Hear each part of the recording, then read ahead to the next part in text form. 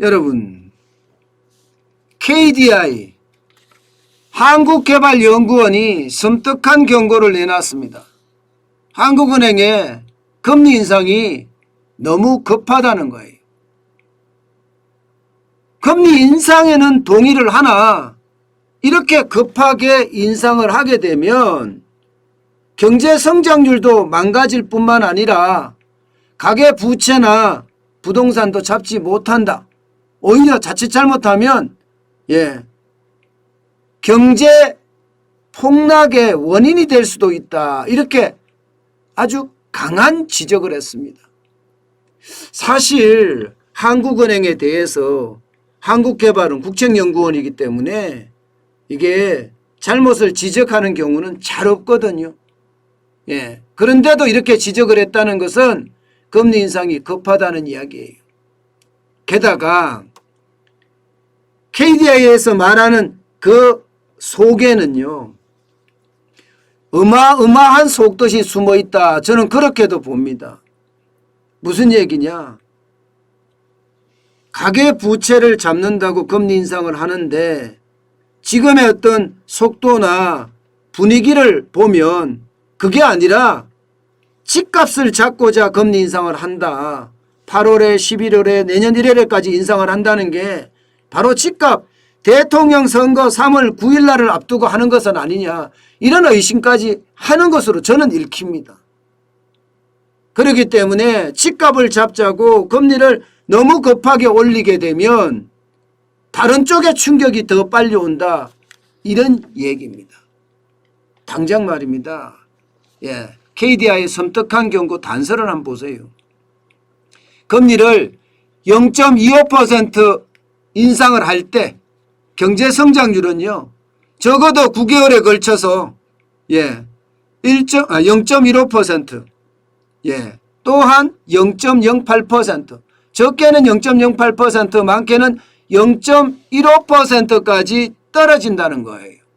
그런데 지금 현재 대한민국이 부채 국면이 어디에 있느냐, 저부채 국면이냐 아니면 고부채 국면이냐에 따라서 성장률의 차이는 굉장히 날 수 있다. KDI는요, 지금 현재 대한민국의 가계 부채, 기업 부채, 민간 부채의 국면을 고부채 국면으로 지금 인식하고 있습니다. 왜냐하면요, 민간 부채가 경제 성장률보다 더 빠른 속도로 늘어나기 때문에 지금 경제 성장률보다 민간 부채가 증가하는 게 굉장히 더 빠르죠. 그래서 고부채 국면이다, 이렇게 지금 읽고 있습니다. 그러면 금리를 0.25% 인상했으니까 경제 성장률이 0.15% 감소됐다는 그런 이야기가 되는 건가요? 그러면 11월에 또 0.25%를 인상을 하면 0.25% 인상하면 또 0.15%의 경제 성장률이 떨어지는 그런 결과를 초래한다는 건가요? 내년에 1월에 하면 마찬가지죠. 그러면 오히려 경제를 너무 갑작스럽게 하기 때문에 금리를 너무 갑작스럽게 인상하기 때문에 경제에 충격을 줄 수밖에 없다는 게 지금 한국개발원 KDI의 충고입니다. 실제 지금 금리 인상은 속도대로 가면 내년 1월까지 가면 1.25%고요. 내년 상반기 중에는 1.5%까지 올라가고 내년 하반기까지 가면 많게는 2%까지 간다는 그런 예측들을 지금 하고 있거든요.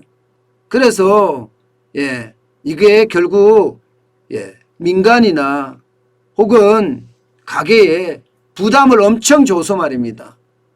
그것이 결국 소비에 대한 감소로 이어진다, 이런 전망까지 내놓은 겁니다.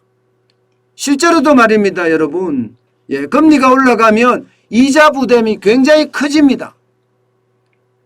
실제 KDI에서 조사한 것을 보면요, 1인당 주택 관련 대출 이자 부담 증가액입니다. 0.5%를 올리면 30만 7천 원까지 올라가게 되고요, 0.25%를 올리면 15만 3천 원까지 올라가게 됩니다. 그만큼 소비를 덜 할 수밖에 없다는 그런 이야기가 되는 거죠. 연간 이자 부담이 15만 원, 30만 원 이렇게 늘어났을 때 이게 여러분 주택 관련 대출 이자 부담 증가액만 말하는 거예요. 전체 증가액을 말하는 것은 아닙니다. 그렇게 되면 여러분 굉장히 빠른 속도로 지금 올라갈 수밖에 없다는 이야기입니다. 이렇게 됐을 때 여러분 민간 부채가 과연 감당해낼 수 있을 것인가예요. 지금 가계부채는요. 자영업자 부채를 포함해서 2101조입니다. 2021년 2분기 말 현재예요. 기업부채는 2220조에 달합니다. 민간부채만 하더라도 4321조 3천억 원입니다. GDP 대비해 보면요. 200%가 훨씬 넘습니다. 200%가. GDP라는 게 뭐예요? 한 나라 국민이 한 해 동안 생산하는 총액이 GDP인데 민간부채가 200%면 이 GDP의 2배라는 거 아니에요. 이 GDP의 2배. 이 GDP의 2배가 되면 여러분 기업이 아무래도 움츠러들죠. 가게는요. 더 움츠러듭니다. KDI는 바로 이런 부분을 굉장히 걱정한 거예요. 이게 제가 보기에는 그런 생각도 들더라고요.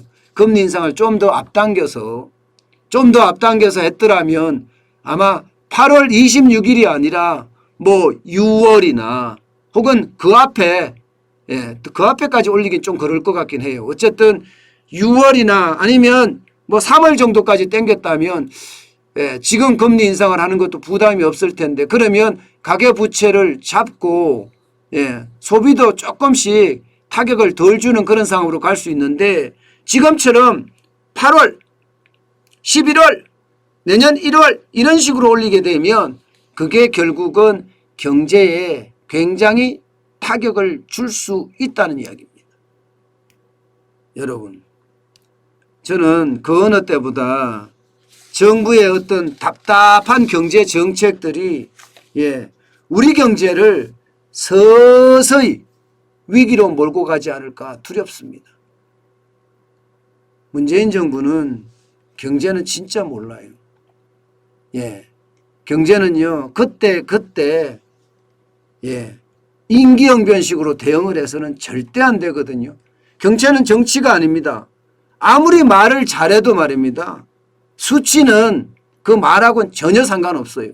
내 실력하고 상관이 있어요. 내 실력하고. 경제가 그래서 굉장히 무서운 거예요. 아무리 좋은 화려한 말잔치로 덮으려고 해도 경제는 덮이지 않습니다. 왜냐하면 바로 실적을 중심으로 한 수치가 나오기 때문이에요. 저는 그 어느 때보다가 지금 경제 전체에 대한 거시경제에 대한 전략들 굉장히 신중하게 저는 검토를 해야 된다고 생각을 해요. 게다가 지금 이 대통령 선거가 3월 9일이니까 권력이 교체되는 시기잖아요. 이 권력이 교체되는 시기가 굉장히 위험이 따르거든요.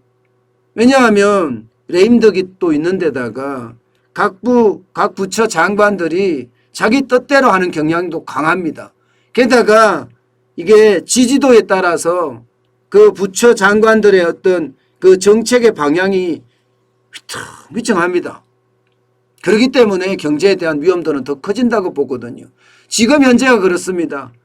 지금까지는 이재명 더불어민주당 후보의 어떤 지지세가 강했으나 최근에는요 야당의 어떤 힘이 굉장히 세지는 모양새잖아요.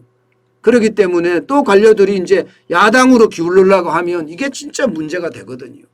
그 어느 때보다 여러분 이게 부채나 거시경제나 미시경제의 혼란 또 정권 교체기에 그 혼란이 우리 경제에 큰 타격을 주지 않을까 솔직히 조금 두려워지고 있습니다.